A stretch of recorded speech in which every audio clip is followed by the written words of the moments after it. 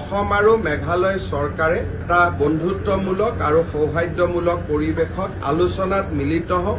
আলোচনাত প্ৰথম ইস্যু আছিলে যে আমাৰ বিশেষকৈ সীমান্ত অঞ্চলত হোৱা বিতৰ্ক ৬টা অঞ্চলত আমি অৱসান কৰিছিলো, বুজাবুজিৰ চুক্তি স্বাক্ষৰিত হৈছিলে।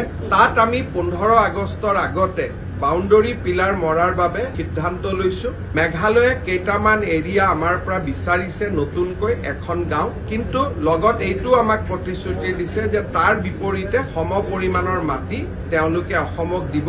আমি এই বিষয়ত এসপ্তাহৰ ভিতৰত এটা সিদ্ধান্ত ল'ম। পিলিংকাটা এৰিয়াক বাদ দি বাকী 5টা এৰিয়াতে আমি 15 আগষ্টৰ আগতে বাউণ্ডৰী পিলাৰ যাতে মাৰিব পাৰো, তাৰ বাবে দুইখন চৰকাৰে প্ৰচেষ্টা চলাবলৈ আজি সন্মতি প্ৰকাশ কৰে। পিলিংকাটা এৰিয়াত অলপমান ইণ্টাৰপ্ৰিটেশ্যনৰ সমস্যা আছে, যদিও আমাৰ মাজত এগ্ৰিমেণ্ট আছিলে, কিন্তু বুজাবুজিত অলপ সমস্যা আছে। তাৰ কাৰণে দুইখন চৰকাৰৰ জিলা আয়ুক্ত আৰু এবাৰ বহিব আৰু আমি চেষ্টা কৰিম অকণমান যি বুজাবুজিৰ প্ৰশ্ন আছে তাকো যাতে আমি সমাধান কৰিব পাৰো। অসম আৰু মেঘালয়ৰ সীমান্তত কুলচিত এটা জলবিদ্যুৎ প্ৰকল্প নিৰ্মাণ হ'ব পাৰে। 55 মেগাৱাট বিদ্যুৎ শক্তি উৎপাদন কৰিব পৰা যাব।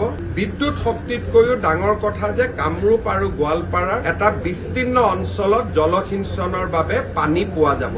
এই প্ৰজেক্টটোৰ ক্ষেত্ৰত আমি সিদ্ধান্ত লৈছো যে অসম আৰু মেঘালয় ফ্ৰেণ্ডশ্বিপ প্ৰজেক্ট হিচাপে ইয়াক আমি নিৰ্মাণ কৰিম, কিন্তু তাৰ আগতে স্থানীয় ৰাইজৰ আমি মতামত ল'ম, কাৰণ প্ৰায় 10খন গাঁও ডিছলোকেশ্যন কৰিবলগীয়া হ'ব। গতিকে গাঁৱৰ ৰাইজৰ লগত কথা পাতি তেওঁলোকৰ সন্মতি লৈ আমি ভৱিষ্যত কাৰ্যব্যৱস্থা আগবাঢ়ি যাম।